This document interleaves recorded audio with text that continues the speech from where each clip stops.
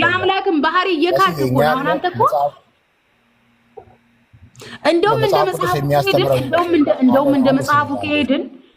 እንደ መጽሐፉ ከሄድን መጽሐፍ ቅዱስ የሰው ልጅ ገነት የሚገባው በእምነትና በስራ ነው ብሏል። ስራን ካጓደልክ ለዘላለም ገሃነም እንደምትጣል ያዕቆብ መልእክት ያስተምራል። ምኑ ነው ታዲያ አንተ የምትለው?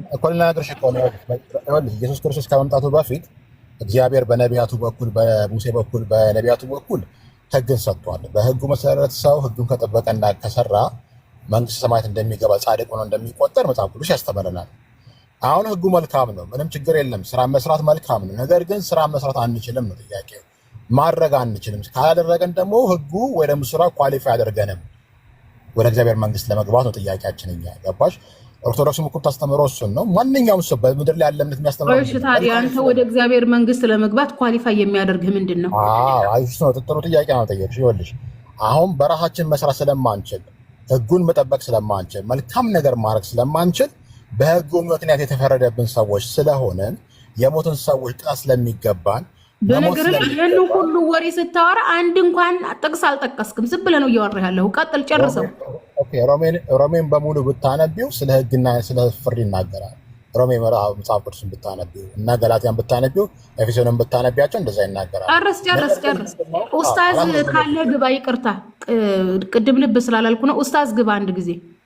አዎ ኢየሱስ ክርስቶስ ይናገራል መሰለኝ ሕጉ መልካም ነው፣ ሕጉ ቢሰራበት መልካም ነው። ነገር ግን ሕግን መፈጸም ስለማንችል በሕጉ ምክንያት ደግሞ ካልፈጸም ሰዎች ስለሆነ ዊክ ስለሆነን ፍርድን ስለምንቀበል እግዚአብሔር ቸር ስለሆነ የእኛን ፍርድና የእኛን ሕግ ቅጣት እንድንቀጣ በኢየሱስ ክርስቶስ በኩል በሰው ልጅ በሆነ በኢየሱስ ክርስቶስ በኩል አስተላልፈው።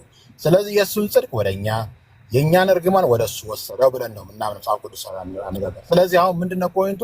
በእስልምናም ሆነ በኦርቶዶክስ ሰው መልካም ነገር ከሰራ ፎር ሹር ሊገባ ይችላል። ግን ጥያቄው ምንድነው? ማንም ሰው በምድር ላይ ያለ ሰው ይቅርታ አንዴ ላስቆም ወንድም፣ አንዴ ይቅርታ አንዴ ሰማኝ ስላልቻለ ነው። ግሩም አንድ ጊዜ ቆይ፣ ሰበካ አደረከው ቆይ ያንተ እርግማን እንዴት ፈጣሪ ይወስዳል? ለማን ነው እሱ ቅጣቱን የሚቀበለው? እሱ ፈጣሪ ከሆነ ያንተን እርግማን እንዴት ይቀበላል? ሲቀጥል ደግሞ ፈጣሪ እንዴት ነው ያንተን ኃጢአት ማበስ ነው እንጂ ያለበት እንዴት ያንተን ኃጢአት እሱ ይቀበልሃል? እሺ ልበልስልሽ። እሺ ይኸውልሽ አንድ ነገር አለ በመጽሐፍ ቅዱስ ትምህርት ላይ እግዚአብሔር ሰዎች ኃጢአት ሲሰሩ ይቀጣል አይደለ? መቀጣት አለባቸው። ሰዎች ሲሰሩ ይቀጣሉ። ነገር ግን እግዚአብሔር መቅጣት ስላልፈለገ ሰዎችን በብሉይ ኪዳንም በአዲስ ኪዳንም መቅጣት ስላልፈለገ የሰዎችን ቅጣት መቀበል የሚችለው ኢየሱስ ክርስቶስ ሰው ሆኖ እንደ አንቺ እንደኛ ሰው ሆኖ አምላክ አይደለም፣ ሰው ሆኖ ግን ጻድቅ የሆነ ኃጢአት የሌለበት አድርጎ ሳብስቲቱት ነው ያደረገው። የኛን ፍርድ ወደ እሱ ድሮም አንድ ጊዜ እንትን ሶሪ የሆነ ሐሳብ ይዞኝ ነው እስካሁን እየሰበክ ያለው። በነገር ላይ እየሰበክ ያለው ስብከት በጣም አስቂኝና ከወንጌል ጋር በጭራሽ የሚጣጣም አይደለም። ኖርማሊ አንተ እያልክ ያለው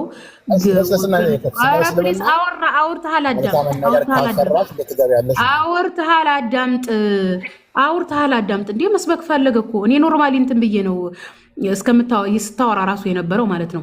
ምን አለ መሰለህ አሁን አንተ እያልክ ያለው ገነት የምንገባው የግድ ኢየሱስን ገለን ነው እንዴ? አንተ ምንድነው? እግዚአብሔር የኢየሱስን ደም ካላሳያችሁት ገነት አያስገባንም ነው። ሲቀጥል ደግሞ እግዚአብሔር ኢየሱስ ልጁ ነው። እግዚአብሔር ደግሞ የሱን ሰዎች የሱን ልጆች የሚገሉበት ጠላቶቹ ናቸው። ስለዚህ አንተ የኢየሱስን ገድዬ ኢየሱስን የእግዚአብሔር ልጅ ካደረገው የእግዚአብሔር ልጅ ገለ የእግዚአብሔርን መንግስት ሰማይ መውረስ አትችልም። ምክንያቱም እግዚአብሔር እንዲሞት የሚፈልገው ጠላቶቹን እንጂ የእግዚአብሔርን ወዳጆች ማንም ሰው እንዲገልበት አይፈልግም። በእግዚአብሔር ዘንድ ከባድ ኃጢአት ብሎ ማለት ደግ ሰዎችን መግደል ማለት ነው። ስለዚህ አንተ ኢየሱስን ካልገደልኩ መንግስተ ሰማያት አልወርስም ለምትለው ይሄ አንደኛ እንደ አይሁድ ፕሌስ አልጨረስኩም። አንደኛ እያወራን ያለ ነው የአይሁድን እምነት መሰረት አድርገን ነው። በአይሁድ እምነት የአይሁድ አምላክ የሰውን ደም መስዋዕት አቅርቡልኝ፣ የሰውን ደም አፍስሱና ገነት ግቡ አላለም።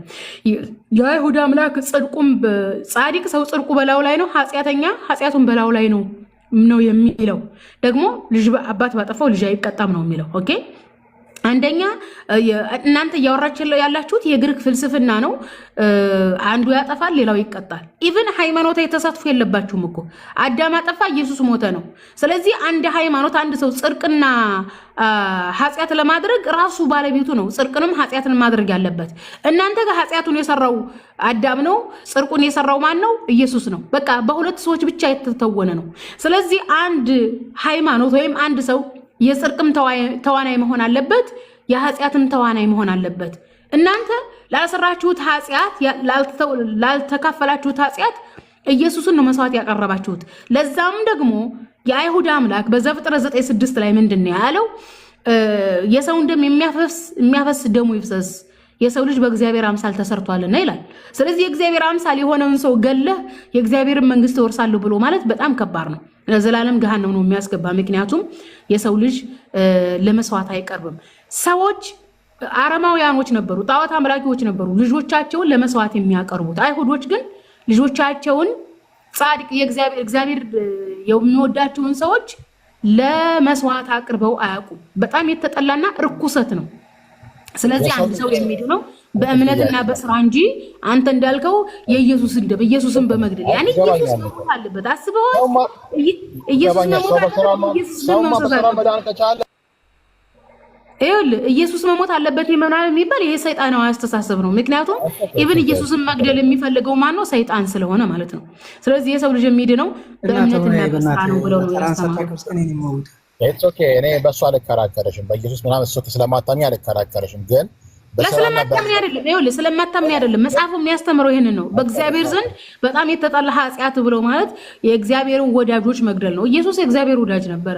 የእግዚአብሔርን ወዳጅ ገድዬ እግዚአብሔር ጋር ወዳጅ ሆናለሁ ገነቱን እገባለሁ፣ ይሄ የማይታሰብ ነው። በጣም መስዬ እኔ በኢየሱስ አይደለም የመጣሁብሽ፣ እኔ ስለ ስራ ነው ያወራው። እኔ በስራ ኦፍኮርስ ስራ አንተ እኮ ስራህን እኮ ምንድን ነው ያደረከው? ኢየሱስን መግደል እኮ እናንተ ስራ እኮ ኢየሱስን መግደል ሆነ እኮ። ይኸውልህ አንተ እያልከኝ ያለው ስራችን አዳምጤው አንተ እያልክ ያለው ምንድነው? አትጹሙ፣ አትጸልዩ፣ ምን አትበሉ፣ ለምስኪን አታብሉ፣ ኦኬ ንስሐ አትግቡ። በቃ የእናንተ ስራ ምንድነው? አንድና አንድ ነው፣ ኢየሱስን መግደል ብቻ ነው። ኢየሱስን ትገላላችሁ፣ ደሙ ይፈሳል፣ አለቀ። ይሄ ነው ስራ። ይሄማ ስራ አይደለም፣ ይሄ ወንጀል ነው። ይሄ ወንጀል ነው። ስለዚህ ሰውን ከመግደል መጾም፣ መጸለይ፣ ንስሐ መግባት፣ ምስኪኖችን ማብላት ይሄ በእግዚአብሔር ዘንድ የሰው ልጅ ከኤደን ገነት በምድር የተባረረው የእግዚአብሔር አታድርግ ያለውን ትእዛዝ ስለጣሰ። ስለዚህ ምንድነው የእግዚአብሔርን ትእዛዝ ጥሶ ስለሰራ ስለበደለ ትእዛዝ ጥሷል፣ ግን ንስሐ መግባት አለበት። ትእዛዝ ስለጣሰ ራሱ ንስሐ መግባት አለበት። የሰው ልጅ ራሱ ጥፋት ያጠፋል፣ ራሱ ንስሐ ይገባል። በነገራችን ላይ ኤደን ገነት ላይ አዳምና ሔዋን አታድርጉ የተባሉትን ትእዛዝ ጥሰዋል። እግዚአብሔር ግን ንስሐ አድርጎላቸዋል። ንስሐ ቀጥታ አዳምና ሔዋን ንስሐ ገቡ ባይልም በዘፍጥረት ላይ እግዚአብሔር ግን ልብስ ሲያለብሳቸው ነበረ። ኦኬ ልብስ አልብሷቸዋል አይደለ? ልብስ አለበሳቸው ብሎ ማለት እግዚአብሔር ምን አደረገ? ምሯቸዋል ማለት ነው በነገራችን ላይ። ስለዚህ ይሄ ያዳምን በአዳም የተቀየበው ነው ወይም በአዳም ያኮረፈውን እግዚአብሔር ኩርፊያውን አስቀምጦ በሌላ ጊዜ የሆነ ሰው ግደሉልኝ፣ ኧረ በጭራሽ ይሄ አይነፋም በጭራሽ። ሲጀመር እግዚአብሔር ለአዳምና ለሔዋን ይቅርታ አድርጎላቸዋል። ይቅርታ ስላደረገላቸው ነው ልብስ ያለበሳቸው። ስለዚህ ልብስ ያለበሳቸው የምንረዳው ምንድነው? እግዚአብሔር ይቅር እንዳላቸው ነው የምንረዳው። ኡስታዝ ናግባ ፕሊዝ፣ ናግባ አንድ ሁለት ጥያቄ ጠይቀሽ ነው በቃ መጨረሻ በቃ ይበቃል። ኧረ ቆይ ምንድነው መሐመድ ነብዩ መሐመድ ቆይ አንድ ጊዜ ግሩም ቆይ ግሩም ቆይ አንድ ጊዜ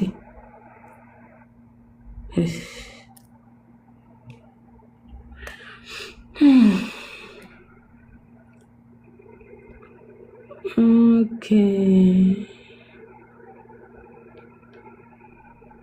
ኡስታዝ የለህም?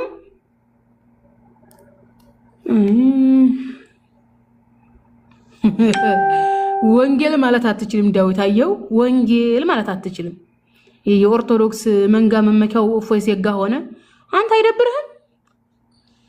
ወንጌልን ትቼዋለሽ አላለም እኮ እፎይ ሴጋ ሲሳደብ አይደለም የሚውለው። እኛ ተሳዳቢ ከምንም አንቆጥርም። አንተ ግን አይደብርህም? አሁን ካንተ የተረዳሁት በቃ ኦርቶዶክስ ወንጌል ላይ እንደሌለች በወንጌል አስተምሮ እንደሌለች ነው። በቃ ኦርቶዶክስ ይመጣና እፎይ ሴጋ ወንጌል አይልማ።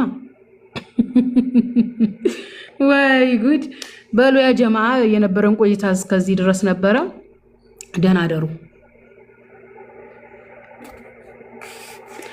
ኡስታዝ ላኩለት ቅድም ገብቶ ይቅርታ እየተጨቃጨኩኝ እንትን አላልኩትም ነበር ተቀይሙ እንዳይሆን ብቻ